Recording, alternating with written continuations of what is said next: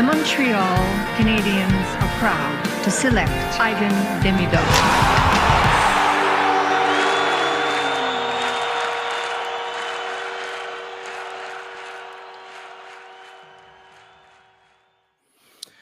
Good evening, ladies and gentlemen. Welcome to a brand new live post-game show of the Curfew Boys podcast.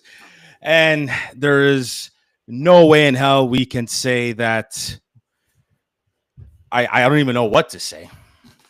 That, like, if you want to put the biggest mind fuck of emotions in one night for a Montreal Canadiens game, well, you had it. The Chicago Blackhawks versus the Montreal Canadiens tonight at the Bell Center on what was supposed to be and almost was an epic Ivan Demidov debut. But we'll get into that. Sammy, your host, with my cousin Chris and the baseman Zook. Hey now. Hey now. I think of Ivan and I smile. I think of the result and I want to flip this whole fucking table over right now. Yeah, Chris, your volume is low, but maybe you have to bring it up a notch in order to hear the audience. Let's repeat that. So I think of Ivan, and I'm smiling. I think of the result, and I want to flip my fucking table over this very moment. Yeah. Before we get this episode started and dive deep into it, this episode is sponsored by Habs Cave. Our boy Sunil, who is at the game. And I'm sure he's going through a mix of emotions like the rest of the city. But give Sunil, our boy, a follow on Instagram. Habs Cave. It's every Habs fan's dream of having a man cave like the Habs Cave, full of memorabilia and amazing Montreal Canadiens content. Give Habs Cave a follow on Instagram. Sunil is the man. Also, shout out to Les Délices La Frenais, some of the best pastries you've ever had in the island of Montreal. We're all going to need those to kind of comfort food, depression food, however, cakes, cannolis, even though Zeppeli season's over, any kind of desserts you want. I'm telling you, Les Délices La Frenais is the place to be. Visit any of their 6 locations: Rosemere, Brossard, Saint-Julie, the West Island, or Montreal West, Pointe-Claire, and our hometown, St. Leonard. Visit lesdeliceslafrenais.com. They are simply delicious. And to our boy, Mike's Barbecue Rub. Mike is a longtime friend of mine.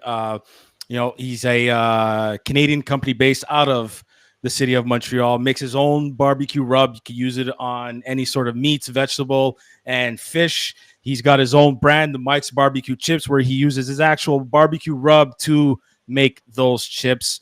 Visit Mike's Barbecue Rub on Instagram, Facebook. Give our boy a shout on social media as well. Mike's Barbecue Rub. Don't forget to rub your meat, folks. Oh, my God. The comments are coming in already. Speaking about rubbing your meats, did you all see Demidov's play? Oh my goodness! If there's something that could treat us, those that are privileged to do that. Listen, we gotta go back maybe 24 to 48 hours before. It was announced that he was making his way, that Scott bought his contract out. They released him. He said he wanted to go play North America to show off his talents. And Jesus Christ, show off he did. But they sent him off to Toronto when the Canadiens were on the Ontario road trip to Ottawa and Toronto. And, of course, over 400,000 views online from the Sick podcast, broadcasting live in the flesh at YYZ or Pearson Airport. It's just the way, it wasn't overcrowded, but there were quite a few fans over there that were cheering him. It was respectful. I could understand how some people were like, maybe it's a bit overkill for a 19-year-old. It's a lot worse in Europe for soccer players. But anyways, practice in Toronto, practice Monday, even on the day off. Practice this morning, Sunday, practice this morning, Monday, April 14th. And then Marty St. Louis, breaks the news that everyone was speculating. He's making his season debut tonight, Monday night, Prime TV at the Bell Center. playoff clinching opportunity against Chicago Blackhawks, one of the worst teams in the league. Apparently not. Every fucking time against the shittiest teams in the league. Do we have to? Do we have to drop the ball? Do we have to complicate our lives? Do we have to do this? Of course we do. We're the Montreal Canadiens. Well, that's why they put in Soderblom and not Spencer Knight. Soderblom plays well against the Canadiens. Yeah, whatever. I think, okay, there's two things that I have to say right out of the gate. I think let's cut the boys some slack, even though I really don't want to right now. I'm going to cut the boys some slack. But nervous play out there. I mean, that's a lot of pressure going in. And again, don't forget this team is still very much on the young side. And one thing that I think was the turning point to the game, which was not necessary. I know this is not going to be a popular thing, but that Caden Gooley destruction hit on Ryan Donato did not need to happen. They go on the power play, they score a first goal, they start getting momentum. That did not have to happen. That was a stupid penalty. A beautiful hit, but a stupid penalty. Yeah, that's a good point. I don't think I'll disagree with you on that one. And I think you could say in a sense that woke up the Chicago Blackhawks. I had a feeling it would, yeah. Of course. They were like, you know what? We're not emotionally invested. Like, Montreal, you're up 2-0. Like, good for you guys. We sucked this year. We're going to be getting a terrible draft pick, whatever. Enjoy Ivan Demidov. He's already got 2 points within the first period. And then Caden Gooley with that hit just dragged them all in emotionally. Just drags the Chicago Blackhawks into playing an emotional game where they're fighting back the whole way through. Well, I can't blame Gooley in a sense, but I get what you're saying, Chris, because if you listen to the post-game show from Gooley after the Toronto game where he laid out 2 beautiful hits, like he says, like, I'm not going to go look for them, but if there's an opportunity, I will. Yeah. Is there? Was that the right opportunity, though? Well, that's the thing. It's yeah. Rookies. I get it. Well, but I think that's going to be a learning lesson. For sure. He's still a young player. He's still young in this league. Excuse me. He's going to have to learn how to control those nerves, and it's not just on him.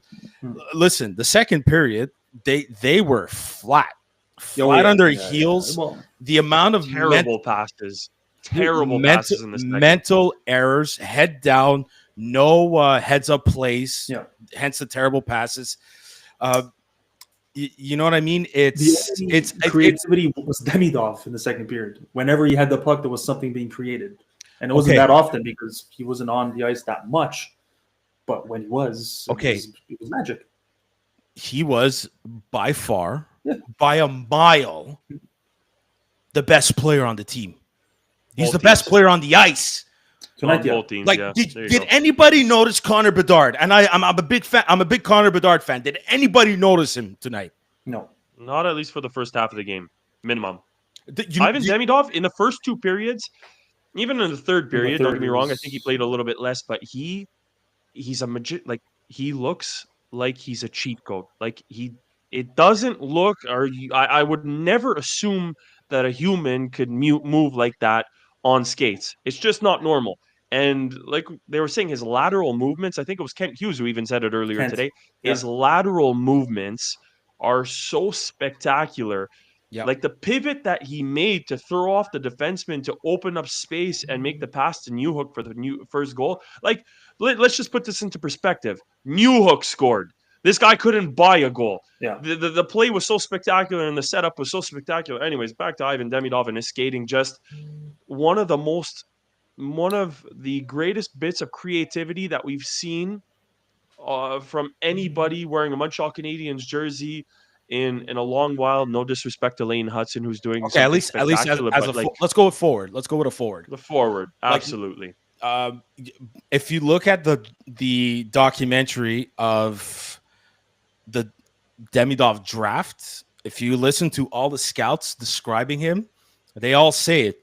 The way he's able to go from north south and then suddenly cut to east or west is almost unheard of. They say that he could be one of the best in the NHL to do that, and he showed it. And just how lethal he was. That, like, how he was able to maneuver the puck into the corner, skate on the goal line and find Newhook, which Newhook was open. Good on Newhook for being open, but nobody was expecting that. And there it goes. That's one. But I would have loved to have been anybody in that building when he ended up scoring that goal. And it wasn't just any goal. Like, he deked the shit. Like, Soderblom's jaw, I can't pronounce his name. His jockstrap was up in the rafters, and luckily for him and the Blackhawks, he's able to recuperate, and he played better after that. But he should have had at least 4 other assists, at least 5 other assists this game. He was the only one. Hey, Anthony, he was the only one that was setting up everybody. He was the only one that was dangerous out there. He was the only one that created scoring opportunity. He was the only one that played. He was the only one that was playing on his toes. Everybody else was on their heels. It almost seemed that everybody was mesmerized and fascinated by Demidov's play that they forgot how to fucking play. Mm-hmm. You're on your fucking heels and oh shit, I have to cover back. Fuck. I get the pressure. I get it. I'm sure they're feeling the pressure. They're a young team. This is the first time they're fighting for something. The past 2 seasons, that's what they didn't have to fight for anything. This is the first time in their hockey careers, especially for the younger guys. Maybe take away Suzuki, Caulfield, but it's the first time they're fighting for something worthy. Listen, either way, if they make it or not, they're learning something. They're learning how to either play these high pressure situations, or they're going to make the playoffs and learn something else. And which will only benefit them within the next 3-4 years, if you think about it. Zook, I'm not ready to hear a reality where they don't make the playoffs. It's a possible reality. Genuinely not ready for that. No, but the worst part is that they go from 99.1%, and I don't know what the odds are now. I mean, look, it's not over. They still got a shot. They could still win Wednesday night against Carolina, the final game at home. Who's Columbus playing? Philly. I mean, they well, look, I mean, they were expecting to lose against Washington. They won, but hey, maybe they're expecting to win against Philly. They might lose. You never know. These other teams that are going to play Columbus, they're going to want to spoil their fun the same way Chicago spoiled our fun tonight. It's a possibility, but we predicted this. We predicted it was going to come down to the fucking wire. You know what? There's with Ivan Demidov doing what he did tonight. And we'll get back to that, and we'll get into much more detail with all of that. I'm hoping that Mishkov plays with a big-time chip on his shoulder, and he has something to prove, and he plays his heart out against them. No, I don't think this is on Marty. I don't think that Marty too. He's still a young fucking coach. Whoever's blaming Marty. Piss off! I'm not no, Marty. I'm saying now you, Chris. Okay. Now you, Chris. I'm just saying this, and not like this is still a young fucking team. They're not supposed to be here. They surpassed expectations. They're overachieving as far as I'm concerned, which is still a good thing. But Marty's still a young coach too, and he's learning in this as well. Go, Anthony, say something, because you're creeping me out just fucking sitting there, just staring like you should stay out of school zones. Just fucking say something. I'm just waiting for the right moment to speak. The same exact way the team was waiting for the right moment to fucking shoot. I mean, all night, we had a lot of good opportunities. I just feel this team either does not have the confidence to shoot the puck, or they're trying to make it so perfect. No. Like there's a lot of opportunities where Hudson is doing his thing, finds that hole, and instead of shooting, passing. Yeah. I get it. But then, look, the tying goal, I think Hudson had the shot. And what does he do? He passes again. Don't get me started. And he got lucky that puck went in. So, I mean, I'm sorry I'm late in this episode, so I don't know what you guys said already. But I came into something that Sammy was talking about, Demidov, which was he was the only one. Every time he had the puck, something happened when he had the puck. Yeah, magic was happening. But just put that aside. If you think about it, okay. Here we are looking at and memorized by a player who should be the one on the ice looking like it's his first time, right? Rookie style play. not comfortable because it's his first NHL game with that crazy crowd. Yet, he was the only player on the ice tonight that looked very comfortable in his skates. Yeah. This kid is still jet lagged, and he hasn't adjusted to the North American ice. KHL ice is the same as North American ice. It is. But what I'm trying to say is that Demidov is the only player. My bad. Okay. It's Finland and all those areas where it's a little different. Demidov was the only player who looked "quote unquote" experienced compared to everybody else. I think so. I don't know. The KHL is a strong league, guys. But that's what I'm saying. It's not as if he was out of the NCAA or college hockey. Nope. The KHL is the NHL. The KHL is the second best hockey league in the world. Yeah. In terms of toughness, too. So he knew how to handle the bodies, and it showed. It definitely showed. He started playing this game as if he's been playing his whole entire. You know what I mean? Another thing that I noticed tonight, and I think you mentioned it before, Sam. I lost my train of thought, but take your time. Take your time. I know. We're all upset that we're all full of.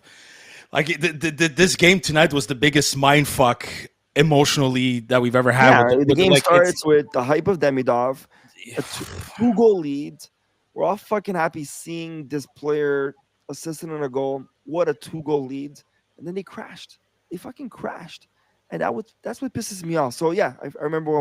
You missed one thing before you came in. I basically said Caden Gooley's decision to make the big interference hit, gave Chicago momentum because they scored on the power play. It dragged them into the game emotionally and got them into a fighting spirit. And next thing you know, they have momentum and they're leading 3-2. So it was a very Caden Gooley still probably all around right up there with Hudson as our number 1, number 2 most important defenders here. Yeah. For the Montreal Canadiens. He's young. He's going to make mistakes, but that was a stupid penalty to take. Chicago fucking let their foot off the gas.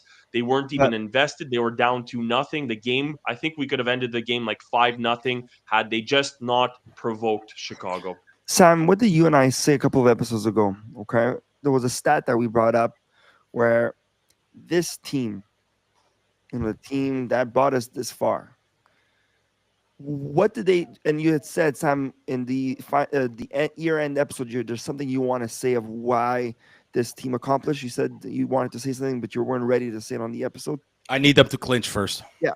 Okay. I'll answer one thing. We said this many times, and what have we noticed in the last 3 games, which caused the 3 losses?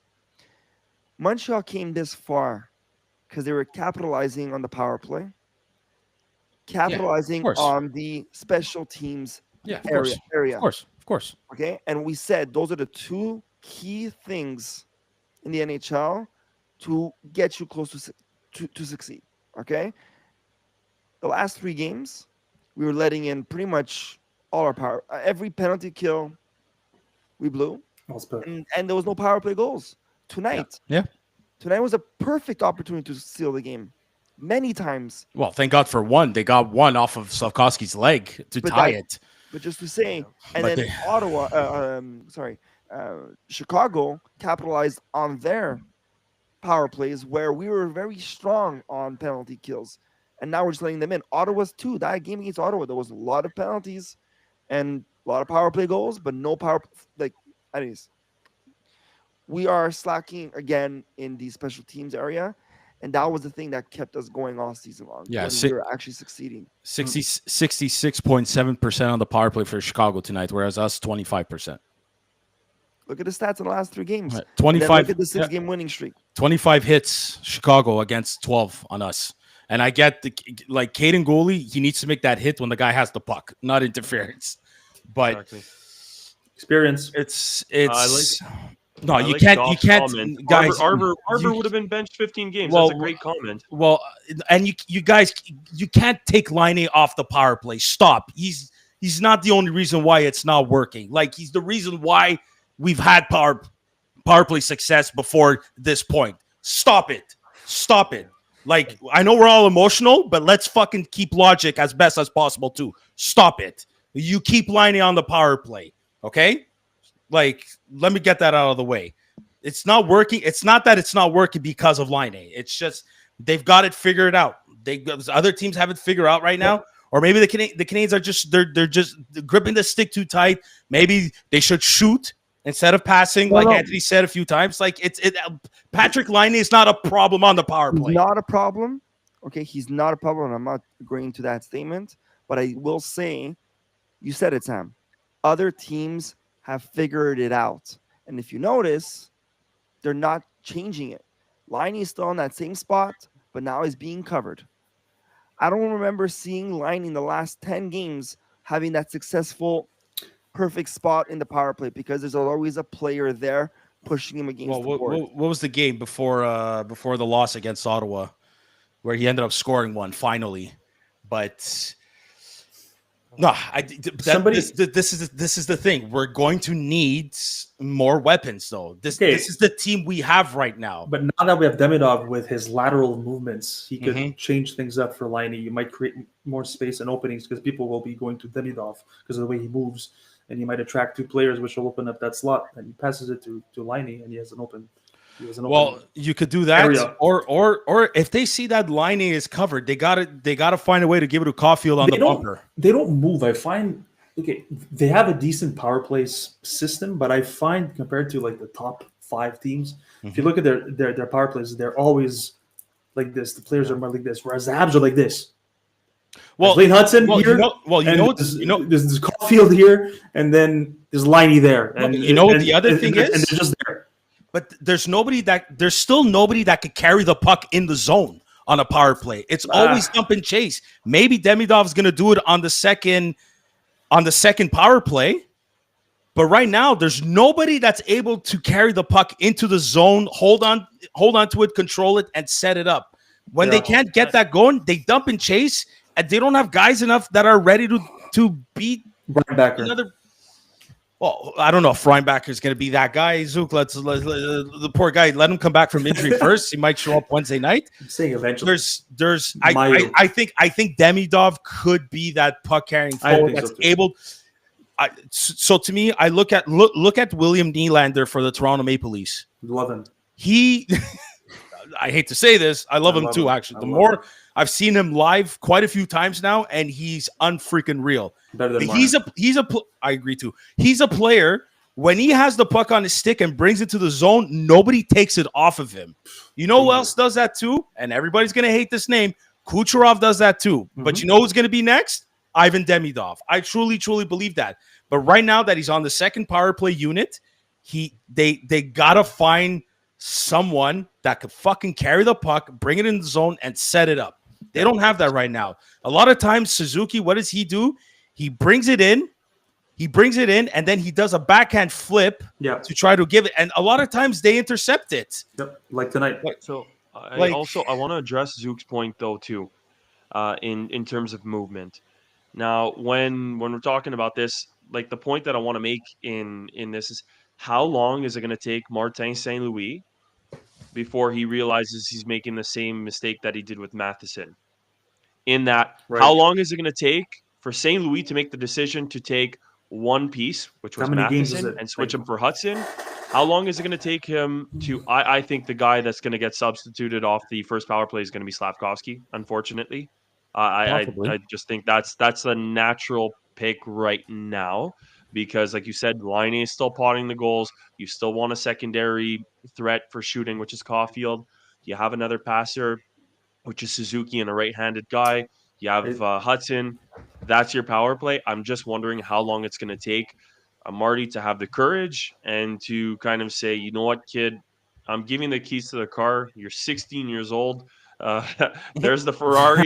Just don't wreck it. Fuck, please don't wreck it. You know, one play that actually got me so upset, and I think this is just the nerves that kicked in. But in overtime, Newhook had the opportunity to send off Demidov on a breakaway in overtime. And again, I just felt Demidov was ready for it. By the way, he was ready for it, and I truly believe that like he fumbled the puck because of nerves. Like what I mean by like heads up plays, they didn't have it. They didn't have it tonight. I don't know if Newhook is gonna be a hat for a long time. You know what? Well, maybe Your point is like today I was sitting watching the game, and I know we're looking forward to, fingers crossed, playoffs. Hopefully, we get to enjoy that. But this game seriously was like I couldn't care if Kirby Dach is injured or not. I was sitting there watching the game, going, I cannot effing wait to have a second line center. I cannot wait to have some guy who's going to be able to play with Demidov, because he was so out of place. I would have, especially with Armia, and especially with I would have. Newhook could have potted another 2 goals easy. I would have loved to see Kirby Dach play with Demidov. Yeah. Yes. Yep. Stop. I'm just gonna say it. I don't care. I don't give a shit. I would have loved to have seen Dach, play a meaningful game like this with Ivan Demidov. As I said, I would have loved to have seen that, but it's amazing how like the emotions are getting the best out of everyone, even in the comments. But it's fun. It's all part of the. It's all part of the. It's all part of the market. It's all part of the market and the rebuild. Even the fans are rebuilding their fucking emotions. But anyways, no. But look, I mean, if this is just a glimpse of what Ivan Demidov's career is going to look like we finally have. I was surprised. It's believable. I wasn't surprised of his talent, but I was surprised of his NHL level strength with the puck. Yeah, no, he's dude. Like, he's you remember, ready. because he's ready. we were used to, like, you remember, like, okay, I'm not gonna compare them. I'm not gonna say they're the same, but like a Kotkaniemi, like when he came in, like, you remember when he had the puck, it wasn't smooth. Yeah, it was being thrown off the puck. Or even Caulfield, I would say, took a couple of games. Remember? No, but Caulfield was okay. Games. Like, listen, the last time we were all excited. The last time we were all excited to see a rookie play his first game was Caulfield. Yeah, at least going. But you remember he had a tough patch. They even sent him back to the foul. No, that was the season after. But like, no, he did fine. He scored 4 goals in his first 10 games. Yeah. He had 2 of those were in overtime. Yeah, one to beat the Leafs. His first goal to beat the Sens. No, this is like, did you guys see that? The barn, it was a full barn for a rookie lap. That was insane. It was beautiful to see. Insane. You know what I mean? Yeah, true. We could mention Hudson in that as well. I keep having a forward in mind, like thinking of forward. Well, there was also Ryan Poehling, whose first game 3 goals, and then he just flopped. Yeah, but that was a meaningless game. That game was meaningless. But yeah, that's probably one of the best rookie debuts we've seen in a while. A hat trick and shootout winner was insane too. But Slav, excuse me. My God, Demidov could have. I'm telling you, man, he could have easily had another 2-3 assists. Oh yeah, it's just the guy. Like his line mates better be fucking ready with their sticks down on the ice, because even that little play, remember pass, between his legs. Yeah, that drop pass between his legs was insane. It went to who after? Hudson. Was it Carrier or was it? It was Carrier. Yes. Was it Carrier? It was a no, it was Hudson. It was Hudson. Was it? Okay. Anyways, it was a D-man for sure. It wasn't a defenseman. I don't know why I have Carrier in mind, but anyways. They need to get used to that fucking fluidity of plays instead of this stagnant Habs freaking plays. Anyways. And even like go back and watch his goal. Look carefully. It's not just a beautiful deep dragging the puck. He hesitated just a bit to fake shoot. He froze the goalie in place. Like that to me is very telling. He had it in his mind, like, okay, I'm gonna fake shoot, drag it, and pull it into the net. Like, if you're a goalie, and again, let's try not to go overboard here, but if you're a goalie for going up against a young guy, I think naturally you're going to say, okay, this kid doesn't have the balls to, or doesn't have the thought to drag it around. He's going to go for the shot. Let me lock myself in and get into the position and make the save. Like the ability to think like that and just execute at that level that quickly. So it's mind-boggling. To Chris's point, on Amazon Prime feed, I think in the second intermission, or was it the first intermission? They interviewed Guy Carbonneau, and Guy Carbonneau was like, had that happened to me, I would have shot the puck right at the goalie. Yeah. So this is Guy Carbonneau, like a legend of NHL, saying that what Demidov did was the perfect move. Yeah, he has it. He's a goal scorer. Yeah. But it's like you knew it was coming, but yet you couldn't believe he pulled it off. It's weird, right? You know he has the skill to score that way. If that was Anderson or Gallagher, they're shooting the puck. That's it. Or most players. Yeah. Well, he didn't try to do it, and he failed miserably. He tried to make a pass, he ended up on his ass. Well, no, it was on. Yeah, but it was on the it was on the perfect side. It was on his left hand side for him to take toe drag it and go on the backhand. It was perfect. Gallagher and Anderson are right-handed shooters. Like they're going to be at such an awkward angle. But it's also the way you see how he contorts his body. Demidov, how he plays. It's so weird, man. It's like that's freaking foolery, man. That's trickery at its finest. I love it. No, not this one. I don't want to. I love this comment right here. Sorry, I'm upset. Hey, Dops, we love you still, buddy. we're all upset that we're all. I think we're all trying to find reasons and people to blame. It's just right. Look, with There's two no games need for reasons. It's like.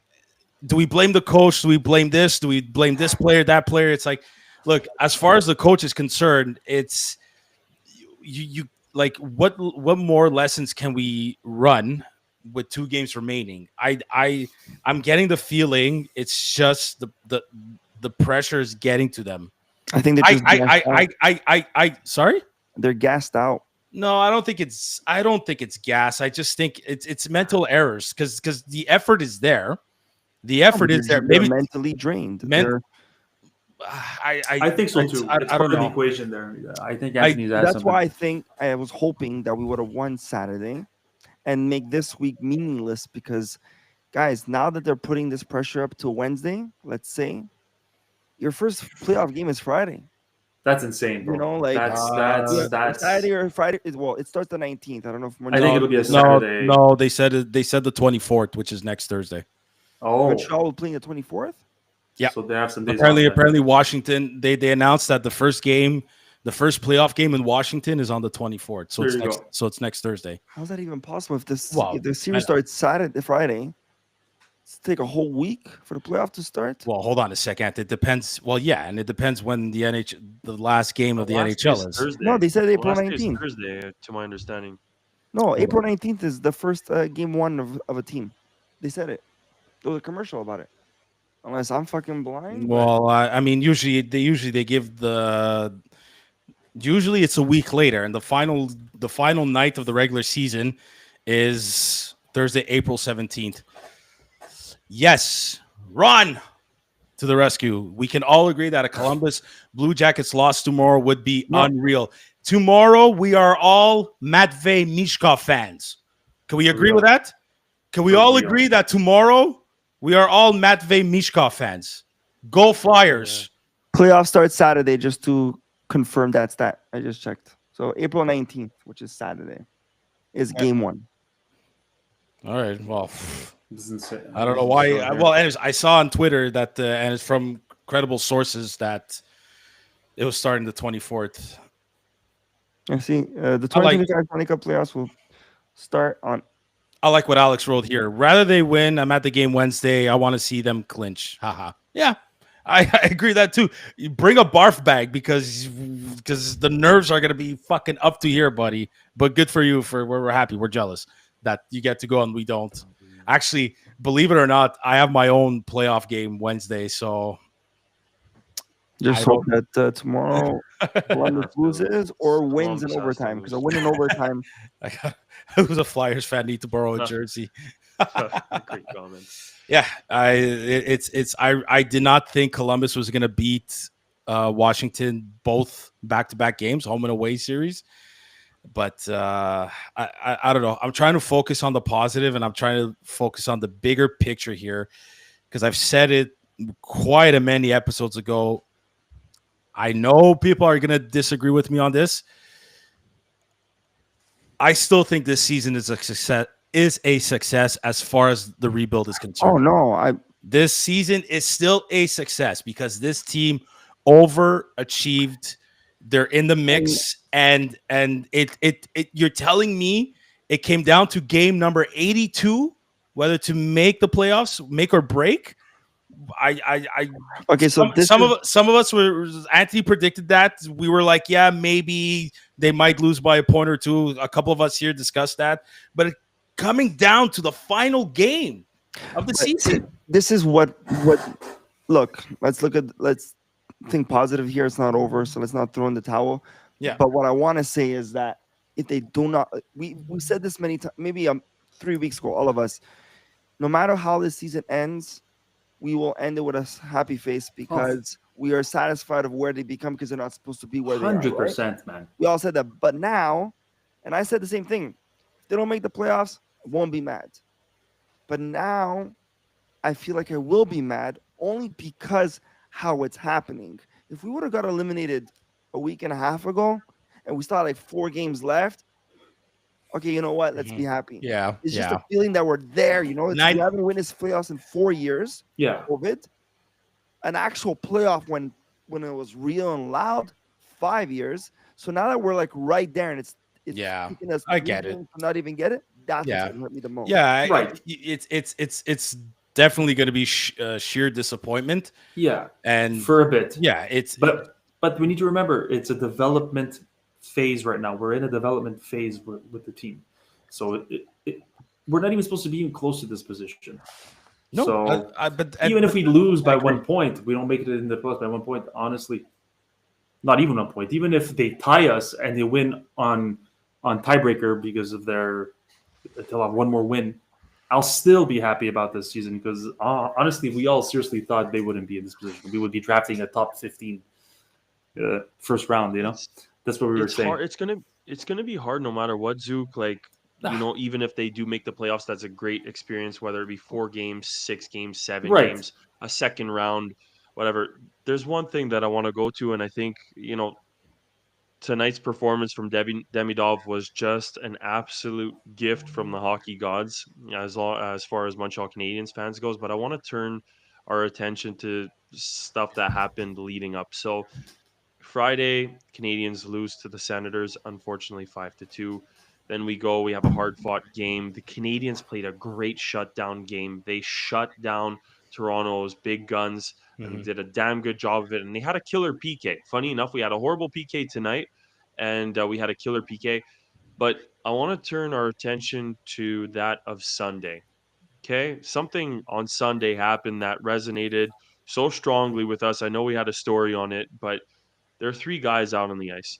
There's this guy up there, Arbor Jack guy, who's, fighting, prepping, always ready to get back into the lineup when needed, being a great teammate, and a guy who, again, let's turn our attention, a guy who played big minutes Friday and Saturday, Lane Hudson, is one of the only guys on the ice. And who's he practicing with? Ivan Demidov. Who shows up to the rink together today? Ivan Demidov, Lane Hudson. They're at 4:00, I think, an hour or so before the rest of the teammates. It was one of the most powerful images. I don't know about you guys, but I almost got emotional seeing it because it was like these guys, from the moment that they saw each other, are bonding and just like, we have the power to build something very special here, and it's those 2 players are going to do it. And these 2 guys look absolutely hockey obsessed. They just want to win. They're out there one's out there after being jet lagged and flying in from 6 to 8 hour difference elsewhere in the world, and the other guy just played a back-to-back and is there on the Sunday morning practicing. I don't know. For me, that was the most telling. And no matter what the season brings, again, I think there's a high level of appreciation for what occurred.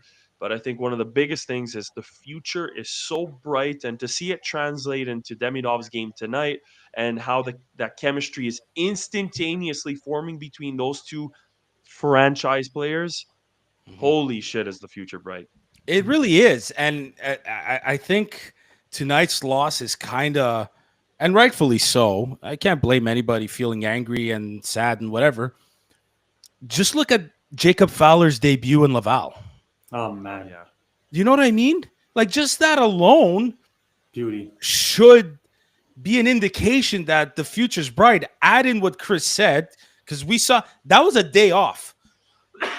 Excuse me. They had no reason. They had every reason to be taking a rest day, particularly those 2. And they're like, they're like chomping at the bit to like, okay, when can we practice? Okay, I'm pretty sure they're just like, okay, when we're going to practice tomorrow morning. Yeah, let's go to practice tomorrow morning. Okay, perfect. Let's build this fucking dynasty. Let's go. So exactly. you know what I mean? Maybe in a little bit of a broken Russian English, but like, I like that Fowler win, the way he played, and too bad it wasn't at home at Place Belle where LDS could have broadcasted it. He was outstanding. Yeah, he played like you watch Jacob Fowler. He's not you see the last minute save, dude. That sprawl save he did with the leg, and he's a simple goalie, but man, I don't want to jump the gun here, but I think in terms of level of technique and concentration, he might be just as good as Carey Price. Carey Price's technique was above everybody else, but he was able to make those amazing saves. But Jacob Fowler's like he's going to be a bit more of a simpler version of Price in terms of technicality and just being able to track the puck. Like he was amazing. Yeah, Laval had great defense that game too, but you know what I mean? You look at him, I'm looking at the way Reinbacker's playing on defense too, even though they said it. Yeah, he got hurt a bit, but the reason why he's not playing is they're being they're taking extreme precautionary measures with him. He's going to play on Wednesday. The future is bright. Like you saw it. You saw it. We have, like, I'm telling you, he's Demidov is our Kirill Kaprizov, our Nikita Kucherov type players that we've been dreaming of having since Kovalev. And then some are like, no, he's probably the most dynamic player since Guy Lafleur. That was the time of our fathers and our parents watching hockey back in the 70s. Like we not even, you know, like we finally have it, and it's, my God, like I really felt I truly believe tonight they were gonna get it. Like I know when they went in overtime, I thought they were gonna have it. I really did. They almost sent Demidov on the breakaway. It just Lane Hudson's going in the zone, and Lane Hudson goes in the zone and he slips on a fucking banana peel. It's just so unfortunate. Like it's I don't know if it's a combination of bad luck. It's everything. Everybody in the comments mentioned they mentally, they're just not there. Maybe the pressure's getting to them. I want Arbor Jacka in the lineup too, but it's at the same time, like I'm trying to understand where Marty's coming from. I truly believe he's stuck between a rock and a hard place because it's a bit of a winning lineup, but I think now I don't think they have that fear element anymore without Arbor in the lineup, and it makes teams feel a lot more comfortable and confident against us. Could it be? Maybe. I don't know. I'm just speculating off the top of my head here. I don't know. I don't know. Feel that Struble, like, I find that Struble comes in, he plays a solid game, and then it dips, and then he comes back in, and then he gradually dips, and then he comes back in. The worst part about but the worst part about this game, Chris, was that they had a fucking strong first period. Finally, every other game they were losing. The first period they didn't even show up. They're still unpacking their bags from the fucking airplane. It's. Look, you know what I mean? I want them to make it. We need them to make it. And I'll be proud of this team no matter what, but we need them to make it. This is where meaningful games come in. This is the best learning experience these young guys can get. And fuck, I'm kind of like a little bit at a loss of words here right now. I don't know. I'm going to hate tomorrow. And I'm going to hate Wednesday even more. Look, the only potentially have a great day. The daytime part is going to be tough, but tomorrow evening has the potential to be a great day. Let's as a collective manifest a loss to Columbus or a win for Philly, however you want to. Not even a loss. Just go to overtime. They need regulation. Yeah, if they grab them, we have the tiebreaker. Well, if they go to overtime one more time, they still get more points than Columbus. No, but tomorrow I'm saying tomorrow either Columbus loses, we make it, or Columbus wins in overtime. A win in overtime doesn't give them that extra win, and we get the tiebreaker. So that's true. If Columbus wins in overtime and wins against Islanders, for example, and we lose against Carolina, they get 89 points, we get 89 points, but we have 39 wins. They'll have 38 wins because they won in overtime. So that number goes into the overtime wins, not in the regular season wins. And then we get the tiebreaker. We'll have one more regulation win. We have 30 regulation wins. They have 29. So, or 28. Basically, they win Islanders and win in overtime tomorrow. So we'll be one basically, ahead. To conclude, they either win in overtime or lose in regulation, and we make it. Or lose in overtime. Yeah. Or lose in overtime. Basically, they cannot win. They have to absolutely win 2 games in regulation, or else it's done. Exactly. You know what? This is a point that Ron brought up that I like. Sort of like it's not like the Canadians don't have that bomb from the point, like except for maybe Mike Matheson. But it's not even used as much. No, because he's on the second power play, which that's where he belongs, and it's great. I don't remember what the last time a goal came from a shot from the blue line. Shea Weber. What on the power 4 play? years ago? On the power play? Yeah. So here's something that I just saw on Twitter that Zane, if that's how you pronounce your name, did you guys read about the goal review rule? So how fucking weird was that?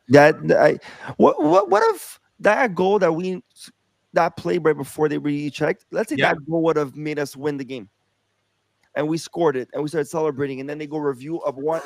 So apparently now I don't know, because somebody on Twitter posted this rule. Too bad I can't share it on the screen here, but then somebody commented it's not in the book. But apparently rule for anybody listening, go check this out. Rule 78.5 for disallowed goals, and then rule 37 for video review. This is what it says in the NHL rulebook.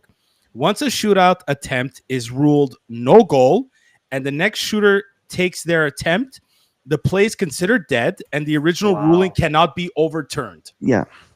The official's decisions on the ice stands unless video review is immediately initiated before the next attempt begins.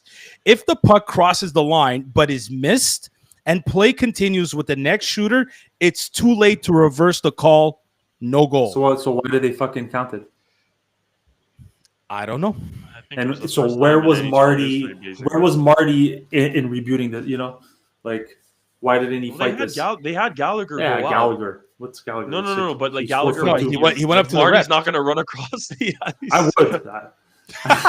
would. I would run. You'd run up to the ref. Did you see like? I'll be like, oh, dude. Oh no, I would have. But you know what that did?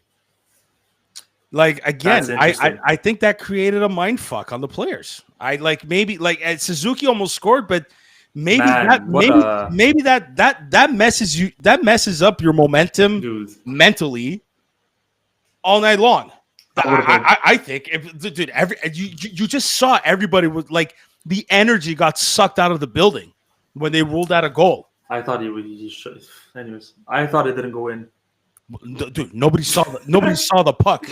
That was almost like, remember Patrick Kane's game winner against Philly in 2010 for the Cup? Like he shot it, he's celebrating. Everybody's like, "Where the heck's the puck?" I know it's not the same situation, but no, that Nazar shootout goal when they ruled it a good one, that just sucked the life. They can't contest it though. That's what I don't get. Well, what do you like? What's the point? What's the point of having an NHL rule book? Zook, I don't know. We're just fans and watchers of the game. Like it's like football. The moment there's a penalty and the ref didn't throw that flag, it's fixed. And they go. Spike. Let's make sure it's fixed. That's all that. Yeah. Hey, those demigod shirts. A lot of people like them. So yeah. Thanks to all the fans who supported us. Truly appreciate it. No, that's Nazar goal, and I think everybody was expecting Demidov to be the third shooter, including me. and I think I get why you can't put pressure on a 19-year-old. But that's on the line there. Right? Yeah, but okay. Let's just there's chances are that was the reasoning behind it, not putting him out there. Don't want to put 20. I would have put it. Don't want to put 21,000 people live. The pressure of 21,000 plus 3 million watching. I think what it is that if he would have missed, it probably would have affected him. I don't think about that. Did you see Marty not make the gesture on the bench? He said 4. He said you're 4th. Yeah, he was for sure going to be the 4th. And you got to put Suzuki out there for sure. I mean, Cole. I listen. Cole did this. I can't. I'm not like It's not just Cole that does it. I don't know why I can't stand where they go wide, and I get why they do it. But man, because they want to open the legs. Like Patrick Laine almost. Yeah, I get it. But Patrick Laine, yeah, they do want to open the legs up. That's exactly what they want to try. They're trying to get. Patrick Laine didn't do that.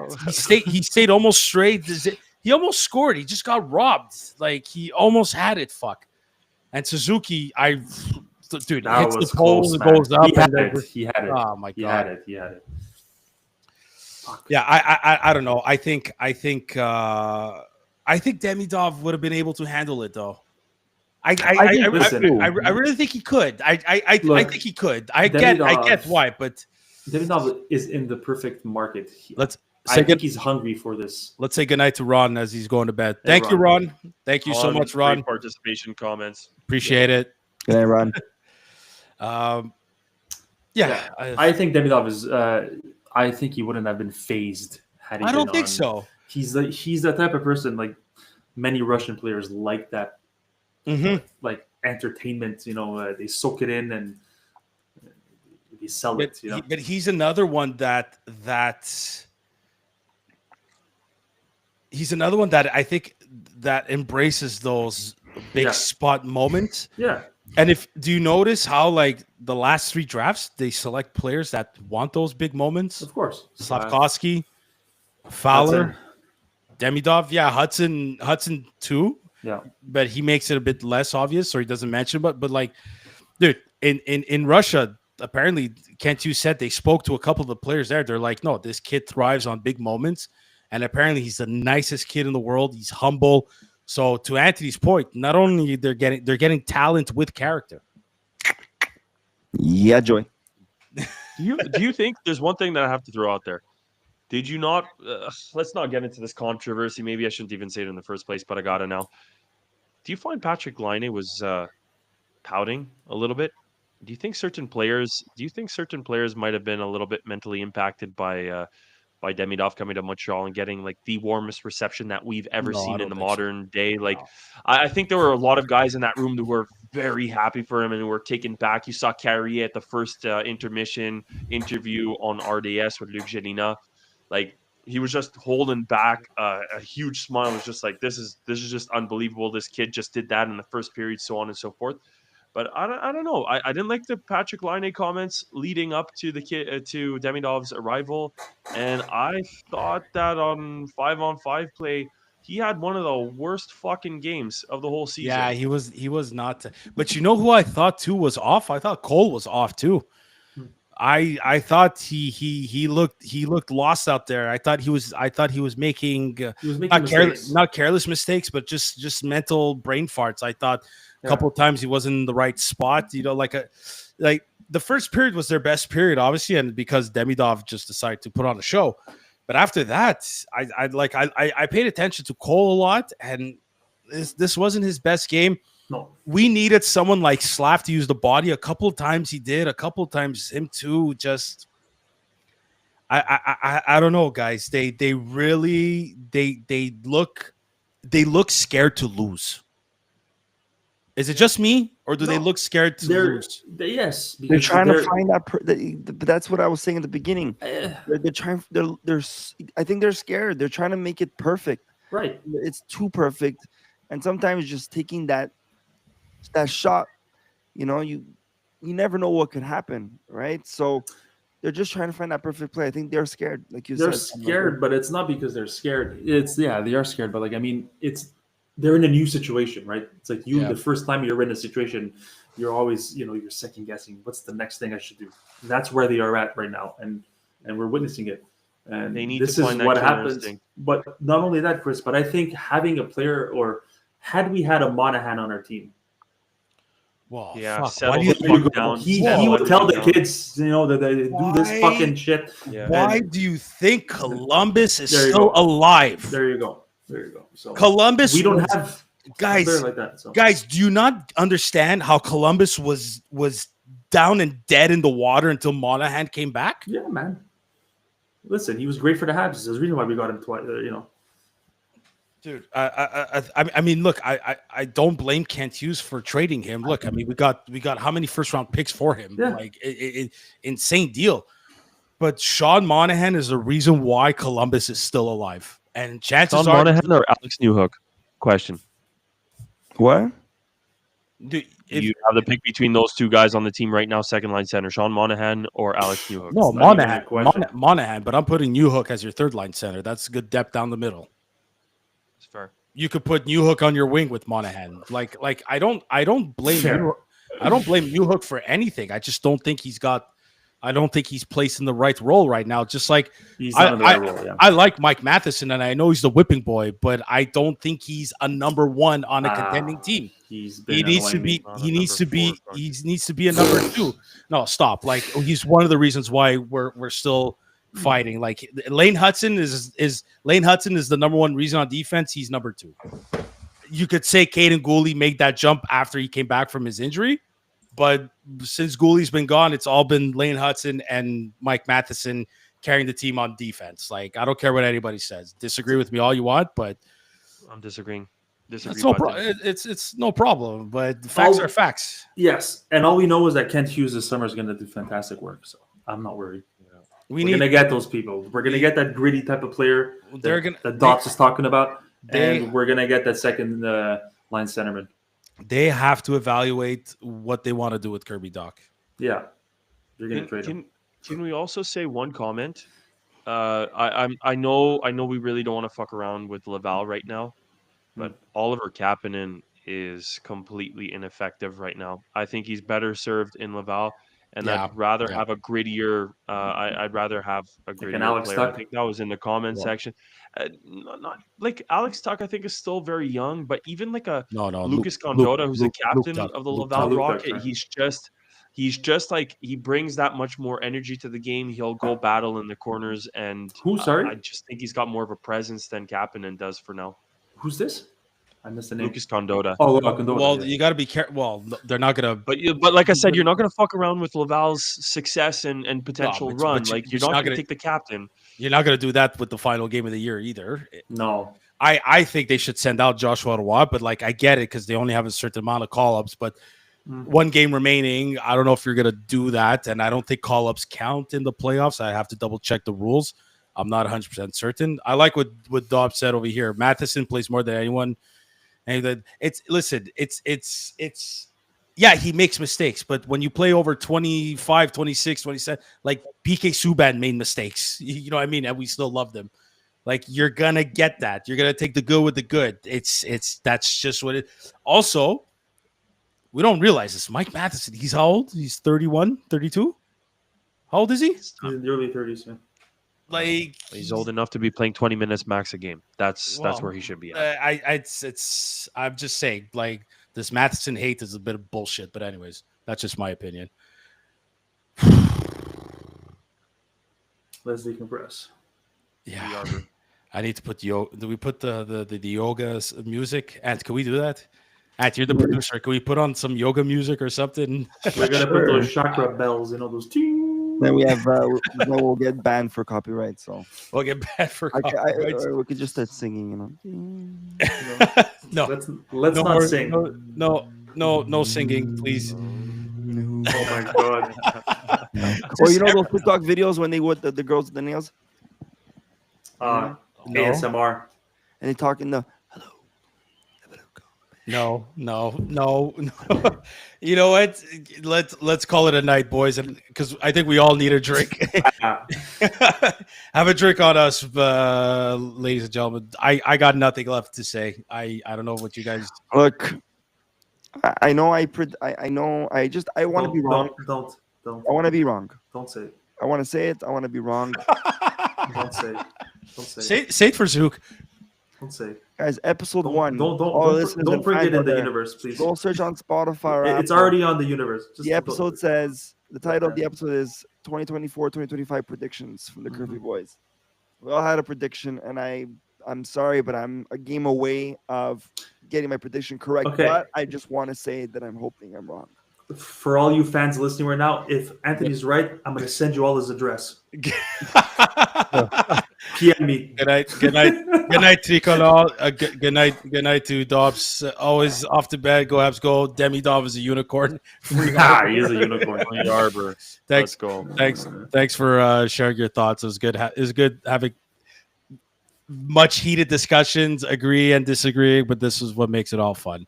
We all wanted for the love of this team, and we all wanted for the love of playoff hockey in Montreal. We need it. We all wanted meaningful games, which we're experiencing. So there you go. That's it. Anybody else have anything else to add? Thanks, Ivan.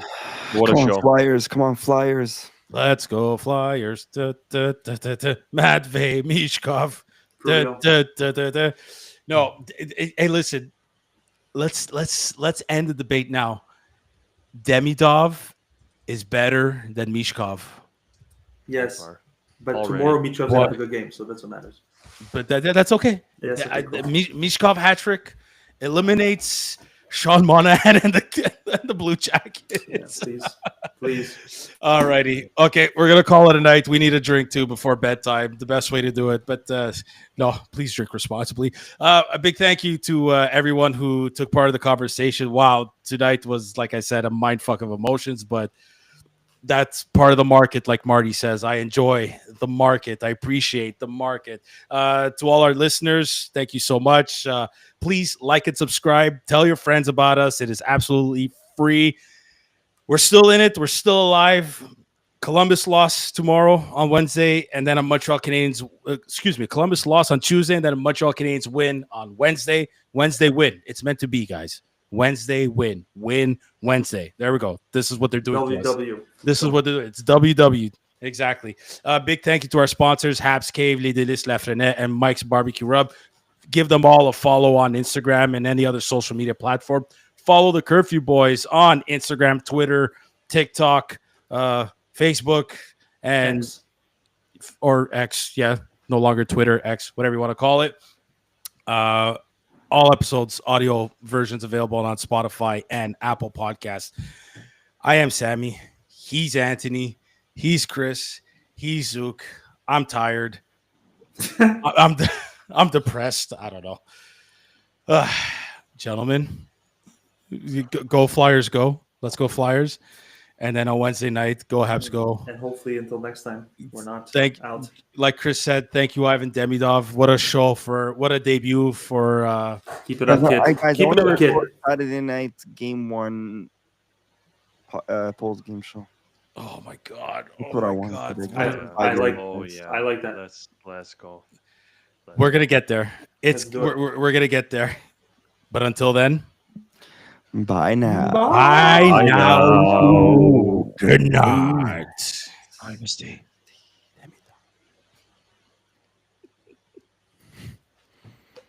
Oh my God. I don't know how I did this.